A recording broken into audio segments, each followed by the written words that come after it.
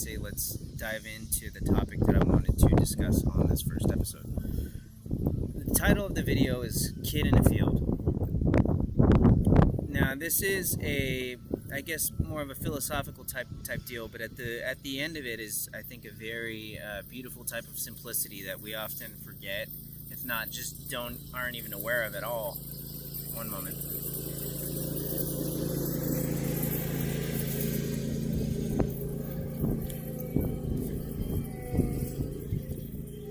This city worker is driving all around me.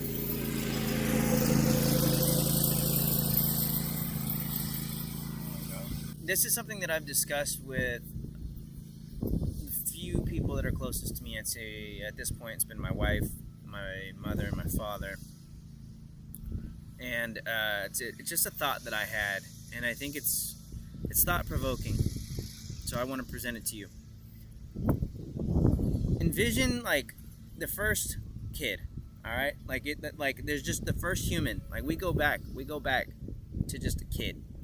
And for the sake of the example, let's just assume that he speaks English, okay? And he's sitting in this field, like the one that's behind me, and like the one that this city worker is freaking doing donuts around me in. Excuse me, I need the spray over there. Can you do a little bit here?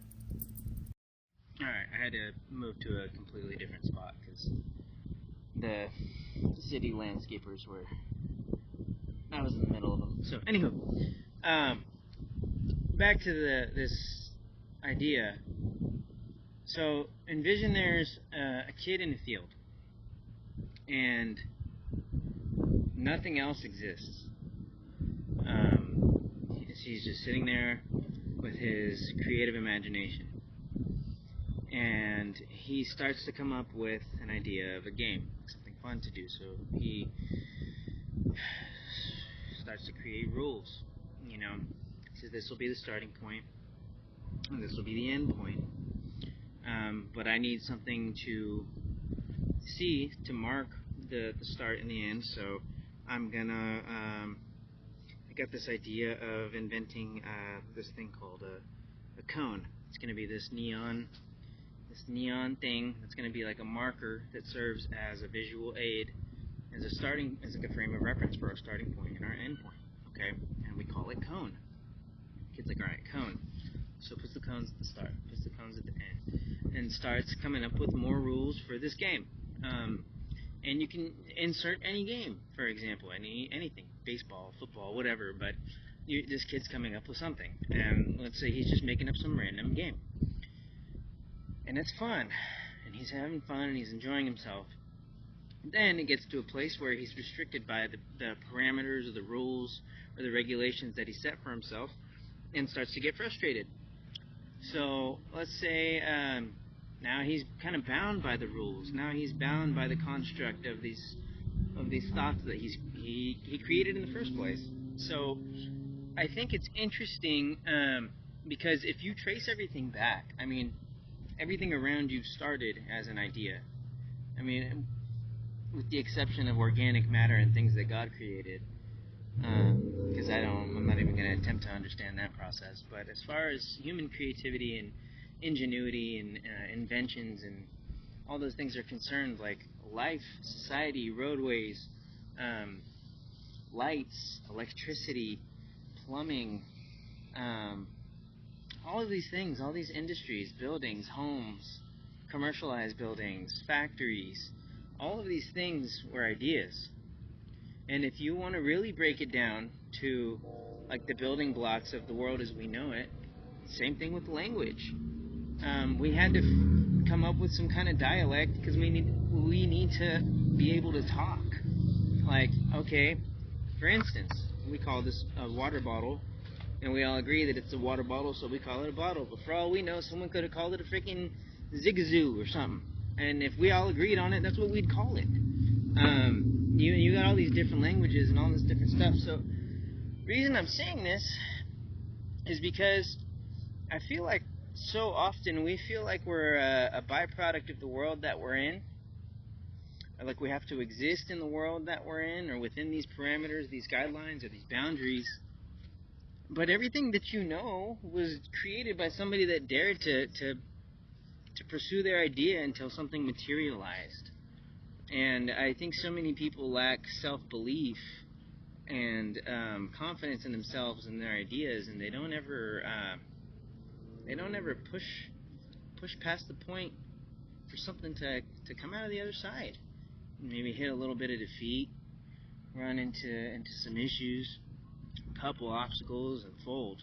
You exhaust self-belief, and there's a lot of other directions that I could take this conversation based on that, but ultimately, it's like, one, it should inspire creativity, because it's like, wow, all of this was created by people. Maybe one person had the initial idea, and they passed the baton to somebody else, and it got improved on over time, and you have the concept of the wheel, and how that's been improved on over time, and all these other things. And that's one thing that's always kind of pissed me off, I will say, is here, don't reinvent the wheel. Well, what if there's a better way to do it? Why not?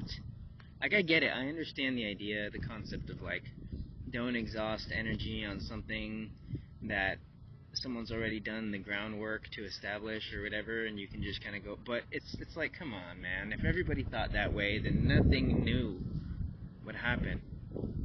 So, for all the creatives out there, I dare you to think. For other people, I guess I dare you to think a little bigger. For the people that have self-doubt, and I dare you to think a lot bigger. Yeah, I just feel like we have a tendency to be caged in by our thoughts and these constructs that we've come up with. Even, I don't know about time. That's a whole other rabbit hole. But I will say, like, dude, we created these things. It's all malleable to man. Like, we're so powerful. We're created in the image of God. Like, if you break it down and you want to go be technical, God, back in the Garden of Eden, he gave Adam work. He gave him dominion. He gave him a garden. And it was the access to the knowledge of good and evil that kind of started spinning all this web of overanalysis. And yeah, I think it's interesting. If nothing else, something interesting to ponder on. And I think it's liberating in a sense, because you realize that there's just endless possibility in front of you in any avenue that you want to go in life. And if you're willing to put in the work and be objective and step out of the emotional frame and improve, don't beat yourself up. The road to success is paved with failures. You're going to make mistakes. It's the people who keep going and learn from them and refine it and go back to the drawing board and make those adjustments that ultimately, I would say, get to see the accomplishment on the other side of all those challenges.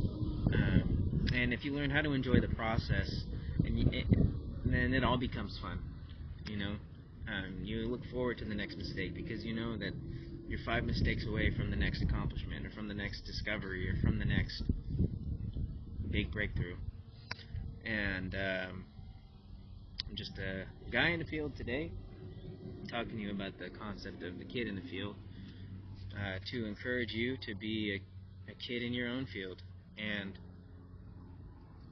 create and live and